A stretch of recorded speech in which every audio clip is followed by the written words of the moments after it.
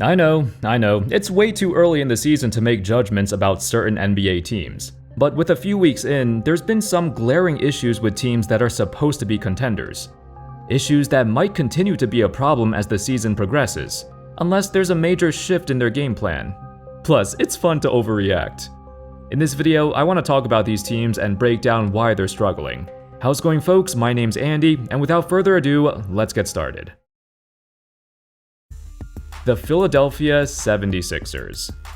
Starting off the season losing 4 of their first 5 games is not ideal, especially for a team that's carrying a huge burden on their shoulders.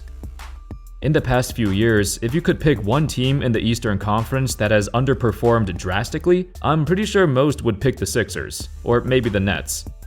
As talented as they are, they've still yet to get past the second round, though I guess that's not too surprising for a team coached by Doc Rivers. However, this season, it seems like their players are doing well, at least offensively.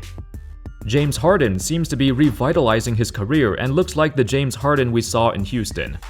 When it comes to offensive production, Embiid, Harden, and Maxey are having some of the best years of their life.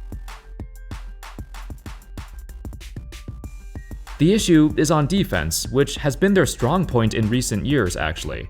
They've been routinely a top 10, top 12-ish defense, but that has dropped to 24th early in this season. The funny thing is, over the offseason, they acquired PJ Tucker and DeAnthony Melton, 2 defensive studs with the sole purpose of boosting their defense even further. Instead, it's taking a while for the team to adjust, to gel. While the Sixers have defended the three-point line to moderate success, they're dead last in opponents' two-point percentage. Opposing teams are shooting 59% from 2 against them. And a lot of it just has to do with bad rotations and being too slow. The Sixers are moving very sluggishly in the paint and near the basket. They're allowing players to penetrate without pressure, and they don't have a true big man besides Joel Embiid. Look at a play like this, for example. There's barely a contest here. Or this. Or this. At times, it looks like the Sixers' defense is non-existent, which is shocking for a team that was great at it in recent years. I mean, I love PJ Tucker and his toughness, but the dude is still a 37-year-old 6'5" power forward. He can't guard the rim against any taller athlete, especially not in the pick and roll. The Sixers essentially replaced Matisse Thybulle with Tucker in the lineup, which I don't think is a good choice. Now, Tucker is the better shooter, but nowadays, Thybulle is the better defender, the better athlete, and the better finisher at the rim. There was nothing wrong with him last year, so it's an unnecessary change. Thybulle isn't even in the rotation anymore. Like, what the hell? Also, is there a reason why Montrezl Harrell is getting, like, no playing time at all? The dude is one of the most efficient scorers off the bench. He used to check into the game and immediately destroy opposing defenses, but they're barely even using him now. I thought Doc Rivers loves to play guys he used to coach. What happened, Doc? Overall, the Sixers are still trying to figure out their rotation. They have way too many guys who are like between 6'5" and 6'8" that are getting abused on defense by bigger guys. Perhaps they could make a trade to get another legit big man, or they could sign one in free agency. Hey, I heard Dwight was still looking for a team. He was solid the last time he played in Philly. Maybe he could be an option. The Los Angeles Lakers. Not much needs to be said about the Lakers. I made a video recently talking about Russell Westbrook, and I feel like half the Lakers' problems are because of him. But besides that, there are still some fundamental issues with the Lakers' entire game plan. Without Westbrook playing, they're still horrendous. They're literally the worst three-point shooting team in the league by a huge margin, hitting just 22% of their threes early in the season. They were already bottom 10 in three-point shooting last season, and then over the summer, they lost Malik Monk and Carmelo Anthony, 2 of their best three-point shooters. So what did they expect would happen? It's literally LeBron, AD, and a bunch of scrubs. Also, do you guys remember when Kendrick Nunn was actually good? In his first 2 seasons in Miami, he was really freaking good. He was even in the conversation for Rookie of the Year. After that knee injury, it led to multiple setbacks. Nunn likely won't ever be the same player again.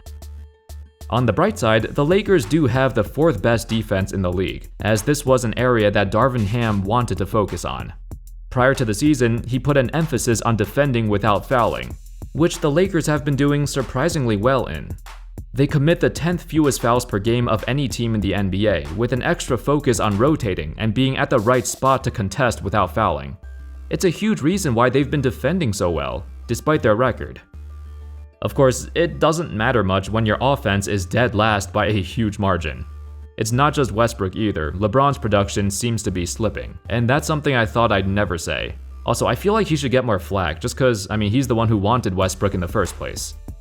If this team wants to truly contend, they need to make a lot of changes. A lot of trades by the deadline. But even so, there's just too many problems for them to fix, and not enough time. The Brooklyn Nets. It's kind of funny that the Nets and Lakers are in similar situations. On the Nets, it's basically Durant, Kyrie, and a bunch of scrubs. It makes you wonder how 4 of the league's premier players are stuck on 2 horrific teams. At least the Lakers won a title. This super team experiment has failed in Brooklyn. Even with Durant and Kyrie playing as well as they've ever played, there's just no chemistry with this team. The Nets register the 6th fewest passes per game, in large part due to being basically a 2-man show, with their 2 stars taking turns ISOing. Not much different than what we saw with KD and Westbrook in OKC, except the Nets supporting cast is putrid. Nick Claxton has been a bright spot and the team's 3rd best player, but when you have Nick Claxton as your 3rd best player, are you really a contender? Then there's Ben Simmons, of course, who was also in my previous video. I don't need to go over this again, but the dude has about as many points as he has fouls. The season barely started and you could tell his teammates are already frustrated with the way he plays. That passiveness and lack of aggression is still there, nothing has changed from before. The Los Angeles Clippers. The concern with the Clips is not as big as with the other teams in this video, but there are some players having alarming performances. Norman Powell and Reggie Jackson have been atrocious, and Kawhi's return from injury has been a mixed bag of results. Of course, I'll always give somebody the benefit of the doubt if they're still easing their way back from injury. But whenever Kawhi gets injured, he usually sits out an exorbitant amount of time. The team is still being very careful with him, but at what cost? Will the Clippers be okay with being the 6th or 7th seed in a hyper-competitive conference this season? I don't think they'll like that. How many games will Kawhi sit out? It can't be too many to the point of hurting the team's chances of grabbing a good playoff seed. The regular season does matter. And it's not just Kawhi either. Paul George also had a recent spat of injury. John Wall is a massive question mark too. He's kind of a wild card, but if he does bounce back, that'll be a pleasant surprise. Even though I have faith the Clippers will eventually get it all together, this team is so circumstantial. Every year I feel like they have a shot to win the title, but something stupid happens that ruins it. Like with Kawhi's injury in the 2021 playoffs, or blowing a 3-1 lead to the Nuggets the year before, in a series that they should have won. This roster is quite deep, filled with veterans who have a ton of experience. But honestly, their chances solely rely on how Kawhi returns. Unfortunately, the impatience with Kawhi is starting to grow. NBA analyst Rick Hamla vented his frustration towards Kawhi, which may or may not have been warranted. This is what he said.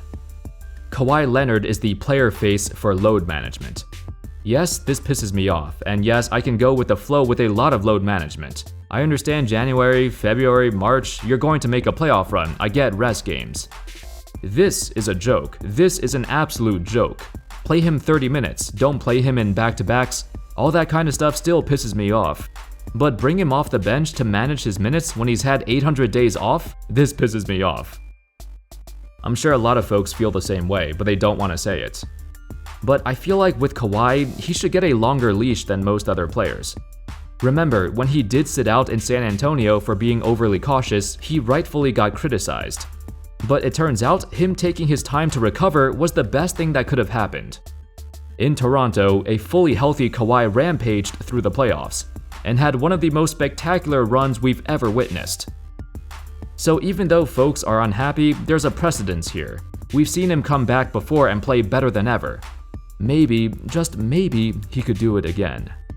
Anyway, that's all folks. Let me know your early season predictions and thoughts thus far. There's been some, quote, contending teams that have been struggling, and some specific players have been holding them back. What other teams do you think have had a rough start? Which one of these teams can you see turning it around as the season goes by and actually contend for the title? Thank you all so much for watching. I hope y'all enjoyed the video, and of course, as always, I'll see you next time. Peace.